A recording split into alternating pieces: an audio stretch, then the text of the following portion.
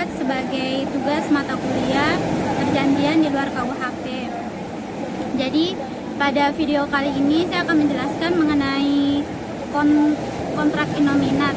Jadi pada dasarnya kontrak innominat itu adalah salah satu jenis kontrak yang dikenal dalam masyarakat. Jenis kontrak ini belum dikenal pada saat KUH Perdata diundangkan.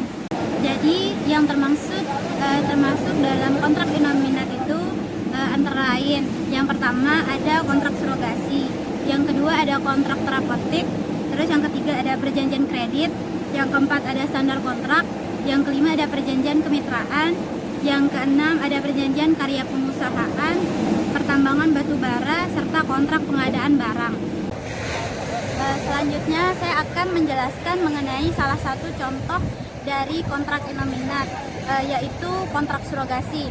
Jadi pada dasarnya kontrak surogasi itu merupakan kontrak yang dibuat antara orang tua pemesan dengan ibu surogat, di mana ibu surogat itu bertugas untuk mengandung, melahirkan, lalu kemudian menyerahkan anak tersebut kepada orang tua pemesan. Dan orang tua pemesan berkewajiban untuk menanggung segala jenis biaya pada saat ibu surogat mengandung, melahirkan, kemudian menyerahkan anak tersebut kepada orang tua pemesan. Adapun penyerahan tersebut dilakukan sesuai dengan kesepakatan dari kedua belah pihak, dalam hal ini antara ibu surogat dengan orang tua pemesan. Adapun yang dapat menjadi orang tua pemesan yaitu yang pertama pasangan suami istri yang telah sah atau telah menikah, yang kedua seorang wanita yang belum kawin. Sedangkan yang dapat menjadi ibu surogat yaitu yang pertama pasangan suami istri yang telah menikah secara sah, dan yang kedua ada seorang wanita yang belum kawin, dan juga yang ketiga ada nenek-nenek. Dan adapun yang menjadi objek dari kontrak surogasi ini yaitu yang pertama mengandung bayi, yang kedua melahirkan bayi, dan yang ketiga itu menyerahkan bayi tersebut kepada orang tua pemesan. Selanjutnya saya akan menjelaskan mengenai landasan hukum dari kontrak surogasi. Di Indonesia, peraturan perundang-undangan yang dapat dijadikan dasar hukum dalam pelaksanaan kontrak surogasi adalah yang pertama, Pasal 1320 KUH Perdata yang mengatur syarat sahnya perjanjian, di mana ada 4 syarat sah perjanjian, yaitu yang pertama ada kesepakatan antara para pihak, yang kedua kecakapan melakukan perbuatan hukum, dan yang ketiga ada objek, dan yang keempat ada kausa yang halal. Selanjutnya yang kedua ada pasal 1338 ayat 1 KUH Perdata. Pasal 1338 ayat 1 KUH Perdata yang berbunyi, semua perjanjian yang dibuat secara sah berlaku sebagai undang-undang bagi mereka yang membuatnya. Ketentuan ini memberikan kebebasan berkontrak kepada para pihak untuk membuat atau tidak membuat perjanjian. Terus yang kedua, mengadakan perjanjian dengan siapapun. Yang ketiga, menentukan isi perjanjian, pelaksanaan persyaratannya, dan menentukan bentuk perjanjian yaitu tertulis atau lisan. Selanjutnya yang ketiga ada pasal 1548 KUH Perdata tentang sewa menyewa, di mana sewa menyewa adalah suatu persetujuan dengan mana pihak yang satu mengikatkan dirinya untuk memberikan kenikmatan suatu barang kepada pihak lain selama waktu tertentu dengan pembayaran suatu harga yang disanggupi oleh pihak yang terakhir ini. Dan selanjutnya yang keempat adalah pasal 16 Undang-Undang Nomor 23 Tahun 1992 tentang kesehatan, di mana pasal 16 Undang-Undang Nomor 23 Tahun 1992 tentang kesehatan ini mengatur tentang kehamilan di luar cara alami, di mana kehamilan di luar cara alami hanya dapat dilakukan oleh pasangan suami istri yang sah. Selanjutnya saya akan menjelaskan mengenai bentuk dan substansi kontrak surogasi. Pada dasarnya, bentuk perjanjian atau kontrak dapat dibagi menjadi dua macam, yaitu lisan dan tertulis. Perjanjian lisan merupakan perjanjian yang dibuat oleh para pihak cukup dengan kesepakatan dari para pihak. Perjanjian tertulis merupakan perjanjian yang dibuat oleh para pihak secara tertulis. Perjanjian ini dibagi menjadi dua macam, yaitu akta di bawah tangan dan akta otentik. Selanjutnya saya akan menjelaskan mengenai analisis kasus kontrak surogasi. Kasus yang akan saya analisis pada kontrak surogasi kali ini yaitu kasus yang berkaitan dengan bayi Melissa. Jadi kasus ini muncul di Pengadilan Superior Court New Jersey adalah disebabkan karena seorang ibu titipan surrogate mother yang bernama Nyonya Mary Whitehead tidak mau menyerahkan bayi Melissa kepada pasangan suami istri Tuan William Stern yang selaku ibu pemesan.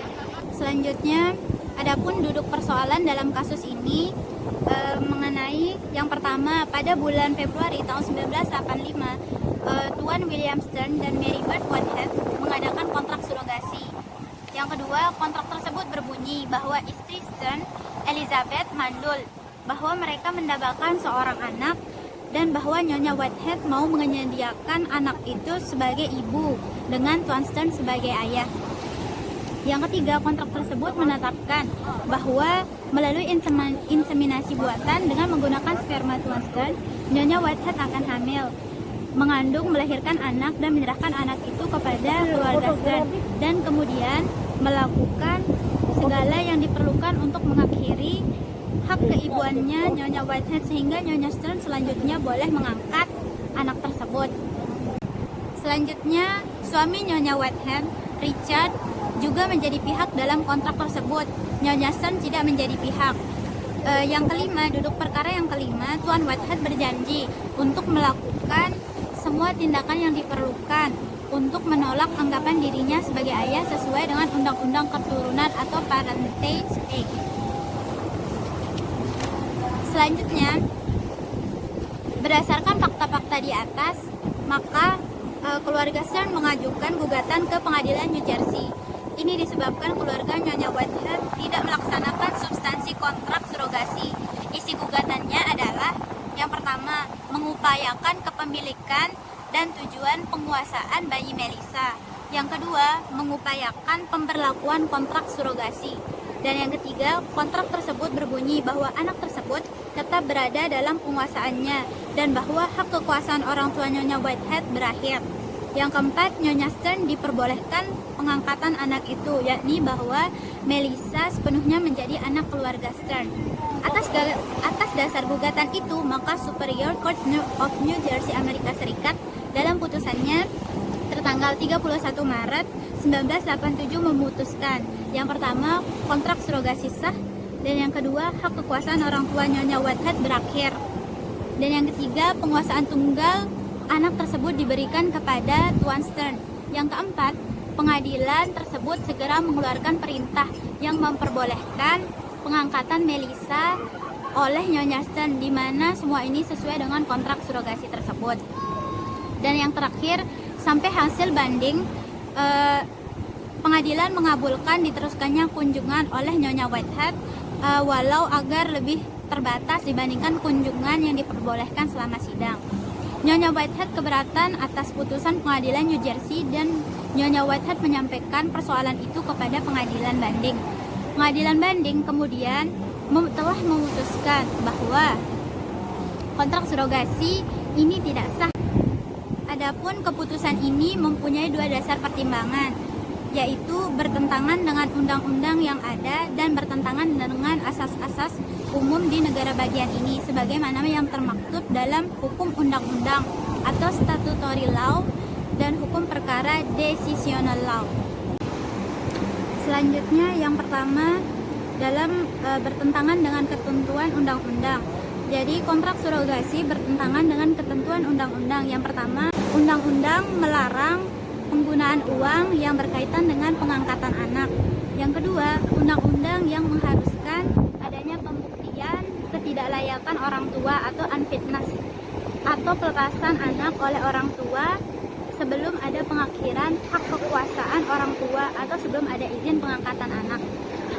Dan yang ketiga, undang-undang yang menetapkan penyerahan penguasaan dan persetujuan pengangkatan anak dianggap batal bila pengangkatan anak dilakukan secara privat.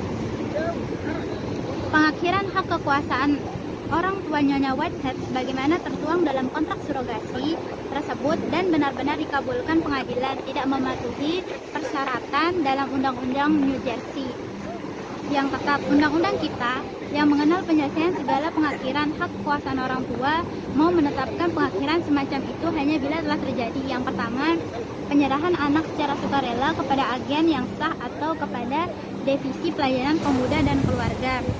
Yang kedua, bila telah ada pembuktian mengenai pelepasan anak oleh orang tua.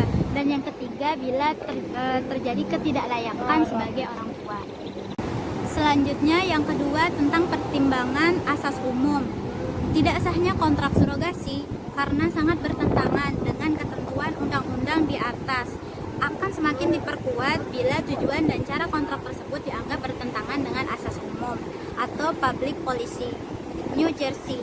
Premis dasar kontrak tersebut yang berbunyi bahwa orang tua kandung boleh memutuskan sebelum kelahiran siapa dari mereka yang akan memegang penguasaan anak, menyimpang dari undang-undang yang tegas dan menetapkan bahwa kepentingan utama anaklah yang menentukan penguasaan. Kontrak dikatakan sah karena telah memenuhi syarat-syarat yang ditentukan dalam hukum kontrak Amerika. Dalam hukum kontrak Amerika telah ditentukan 5 syarat sahnya kontrak, yaitu yang pertama adanya offer and acceptance, penawaran dan penerimaan. Yang kedua meeting of mind, persetujuan kehendak para pihak. Dan yang ketiga consideration, prestasi. Yang keempat competent legal parties, kewenangan dari para pihak untuk melakukan perbuatan hukum. Dan yang kelima legal subject matter, kausa yang halal. Dalam putusan banding, pengadilan memutuskan bukan didasarkan sengketa kontrak surogasi, tetapi didasarkan pada sengketa penguasaan bayi Melissa. Dalam putusan banding telah menetapkan bahwa penguasaan bayi Melissa tetap berada dalam keluarga Stern karena didasarkan pada kepentingan bayi Melissa itu sendiri. Penguasaan oleh keluarga Stern lebih menjanjikan dibandingkan dengan keluarga Nyonya Whitehead. Kesimpulannya bahwa penguasaan bayi Melissa tetap berada pada keluarga Stern. Dan kontrak surogasi yang dibuat oleh para pihak tetap dikatakan sah dengan syarat tidak menggunakan bayaran. Faktor penyebab tidak dibenarkannya penggunaan pembayaran dalam kontrak surogasi adalah karena bertentangan dengan undang-undang dan ketertiban umum.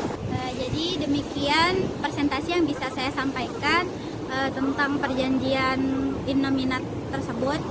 Semoga materi yang telah saya sampaikan tadi bisa berguna bagi kita semua dan terlebih dahulu untuk saya sendiri. Demikian dan terima kasih. Wassalamualaikum warahmatullahi wabarakatuh.